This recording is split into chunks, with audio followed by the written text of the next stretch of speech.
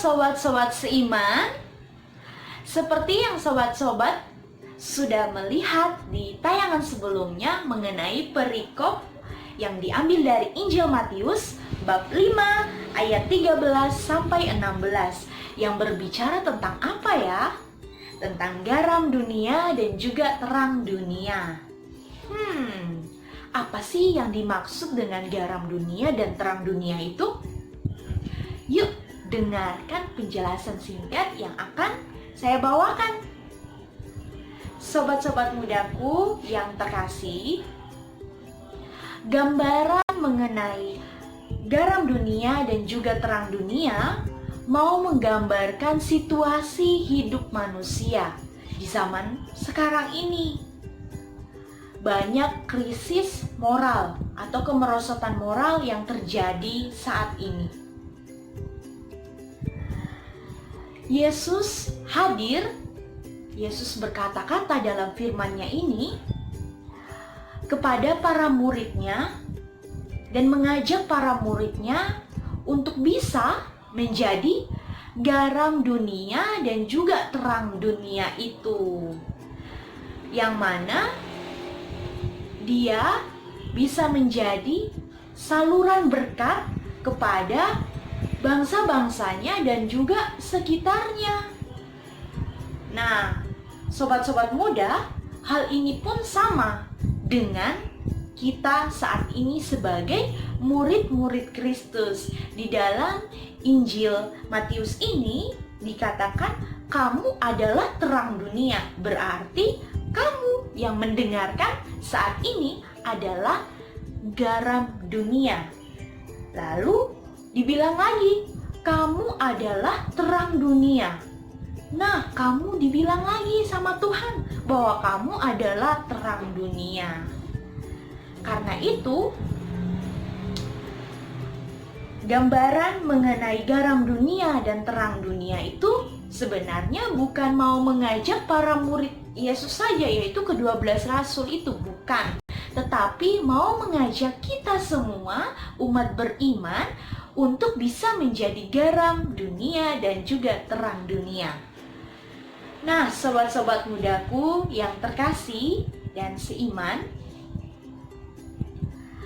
panggilan yang Yesus berikan kepada para murid-Nya untuk menjadi garam dunia dan juga terang dunia mau menggambarkan dan mengingatkan kepada kita sebagai murid-murid Kristus bahwa Yesus adalah terang dunia itu sendiri dan garam dunia itu sendiri. Kita bisa lihat di dalam Injil Yohanes bab 8 ayat 12. Di situ dikatakan bahwa akulah terang dunia. Aku di sini ialah Yesus. Barang siapa mengikuti aku, barang siapa mengikuti Yesus, ia tidak akan berjalan dalam kegelapan, melainkan ia akan mempunyai terang hidup. Lalu kita juga bisa melihat lagi di dalam Injil Yohanes bab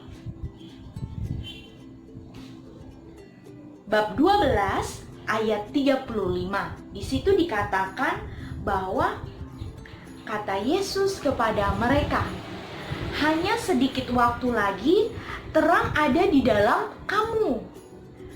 Selama terang itu ada padamu, percayalah kepadanya, supaya kegelapan jangan menguasai kamu.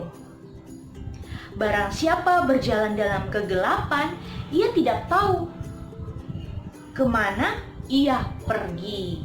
Nah, dari kedua ayat ini kita dapat melihat bahwa ternyata Yesus itu adalah terang sejati itu sendiri. Yesus hadir menjadi contoh dari terang itu untuk kita sebagai murid-murid Kristus untuk dapat mencontohi sosok terang sejati yang adalah Kristus sendiri.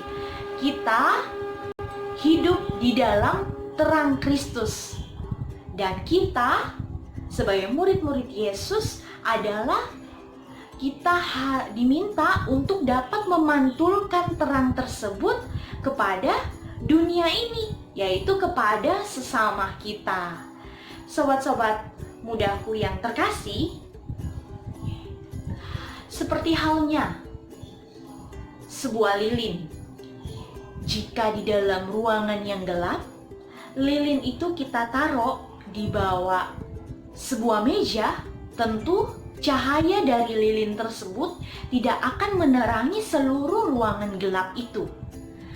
Tetapi jika lilin itu kita letakkan di atas meja, lilin itu bisa menerangi seluruh ruangan yang gelap tadi. Sama halnya dengan garam. Nah, sobat-sobat muda yang sering memasak pasti tahu, jika garam itu diberikan kepada sebuah makanan, tentu makanan itu akan ada rasanya. Dan dari rasa itu kita bisa bilang bahwa enak. Dari rasa enak itu akan membuat kita untuk bisa menghabiskan makanan itu. Tetapi jika garam tersebut tidak diberikan di dalam makanan itu, tentu makanan itu akan terasa hambar, tidak ada rasa apa-apa, dan membuat kita pun menolak untuk memakan makanan tersebut. Nah, ilustrasi ini mau menggambarkan bagaimana garam dunia dan terang dunia yang Yesus maksud. Kita dapat menjadi garam dan juga lilin tadi. Menjadi garam dan lilin tadi bukan berarti bahwa kita dapat menonjolkan diri kita dengan perbuatan baik. Misalnya ingin dipuji. Kita berbuat baik dengan maksud ingin dipuji. Hal itu ternyata Yesus tidak menginginkannya. Yesus menginginkan sebagaimana dalam ayatnya yang ke-16 di dalam Injil Matius, Yesus menginginkan bahwa demikianlah hendaknya terangmu bercahaya di depan orang, supaya mereka melihat perbuatanmu yang baik dan memuliakan Bapamu di surga. Jadi, maksud dari terang itu bercahaya di depan orang bukan berarti bahwa perbuatan baik kita tonjolkan kepada orang lain, kita perlihatkan kepada orang lain dengan maksud bahwa kita ingin dipuji. Tidak. Yesus mau bahwa kita dapat melakukan perbuatan baik itu dengan ikhlas, dengan tulus, tanpa ada unsur ingin dipuji. Jangan seperti orang-orang Farisi yang berbuat kebaikan karena ingin dipuji oleh masyarakatnya. Kita diminta Yesus untuk berbuat baik, menjadi garam dan terang dunia untuk sesama kita, untuk kemuliaan nama Tuhan, untuk kemuliaan sesama kita, untuk kemuliaan diri kita. Dan dampaknya akan sebagaimana, teman-teman?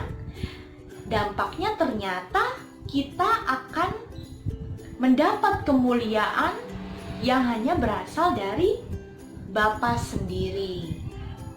Nah, sobat-sobat beriman yang terkasih, pesan moral yang ingin disampaikan dari perikop ini ialah Yesus mengajak kita untuk tetap menjadi garam yang tetap asin dan menjadi terang yang tetap menyinari seluruh dunia.